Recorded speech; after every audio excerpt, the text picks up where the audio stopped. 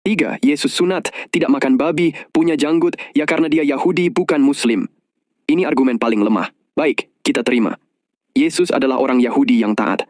Tapi tahukah kalian, ajaran Yahudi yang asli dari Nabi Musa alaihissalam juga adalah Islam, berserah diri kepada Allah?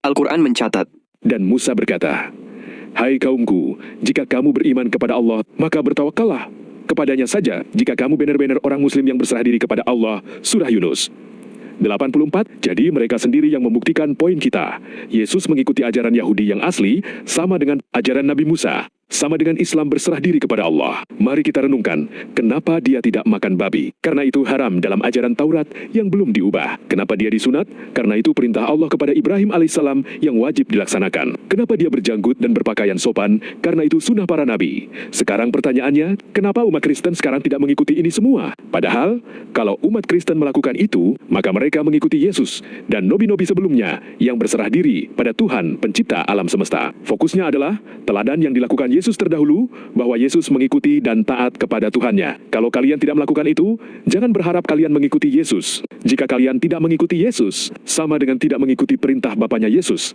Jika kalian tidak mengikuti perintah Bapanya Yesus, maka bisa jadi kalian yang diusir oleh Yesus di hari akhir. Yesus membasuh kaki murid, bukan wudhu. Mereka bilang, Yohanes 13 nomor 1, bukan tentang wudhu, tapi tentang pelayanan. baik, kita terima itu. Tapi mereka lupa atau sengaja melupakan ayat-ayat lain. Dalam Keluaran 39:21, perjanjian lama yang diikuti Yesus. Harun dan anak-anaknya harus membasuh tangan dan kaki mereka dengan air dari dalamnya, bejana itu. Apabila mereka masuk ke dalam kemah pertemuan, haruslah mereka membasuh dengan air, supaya jangan mereka mati. Demikian juga apabila mereka mendekat kepada mezbah untuk menyelenggarakan ibadah. Ini jelas sekali, bersuci sebelum ibadah adalah perintah Allah dalam Taurat, dan Yesus sebagai orang Yahudi yang taat pasti melaksanakan ini. Ini prinsip besarnya, kebersihan adalah syarat ibadah yang diterima. Sama dengan wudhu, tidak persis sama, tapi prinsipnya sama.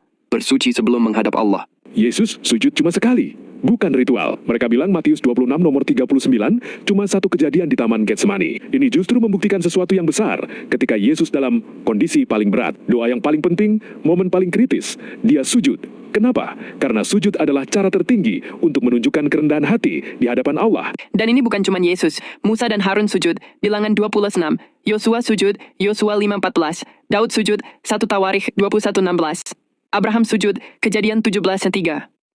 Semua nabi bersujud kepada Allah. Sekarang saya coba tanya kepada kalian orang Kristen, kapan terakhir kali kalian berdoa dengan sujud seperti Yesus? Muslim melakukannya 5 kali sehari. Kami mengikuti cara para nabi, termasuk Yesus dalam beribadah. Jadi, siapa yang sebenarnya mengikuti jejak Yesus?